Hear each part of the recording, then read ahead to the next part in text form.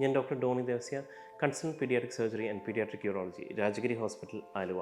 കുടൽ കുരുക്കം അഥവാ ഇൻറ്റുസെപ്ഷൻ കൂടുതലുമായി കണ്ടുവരുന്നത് 3 മാസം മുതൽ 3 വയസ്സുള്ള കുട്ടികളിലാണ്. കുടൽ അടുത്തുള്ള കുടലിലേക്ക് കയറിയിരിക്കുക അല്ലെങ്കിൽ ടെലസ്കോപ്പ് ചെയ്യുകയാണ് ഇവിടെ സംഭവിക്കുന്നത്. കാരണങ്ങൾ ഒന്നും കൂടാതെയാണ് കൂടുതലുമായി ഇത് കണ്ടുവരുന്നത്.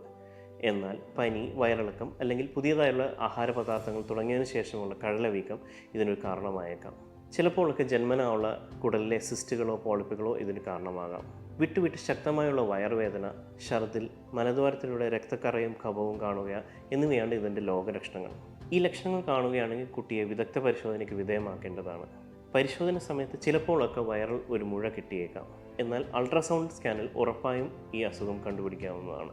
സമയത്ത് കണ്ടുപിടിക്കുകയാണെങ്കിൽ ശസ്ത്രക്രിയ കൂടാതെ ഒരു ബെഡ് സൈഡ് സെഡേഷനിൽ സലൈൻ ഇനിമ ഉപയോഗിച്ച് ഇത് ശരിയാക്കാവുന്നതാണ്. എന്നാൽ താമസിക്കുകയാണെങ്കിൽ കയറി നിൽക്കുന്ന കുടൽ ദ്രവിക്കുകയും അതുമൂലം ഒരു സങ്കീർണമായ ശസ്ത്രക്രിയയുടെ ആവശ്യകതയും വന്നേക്കാം.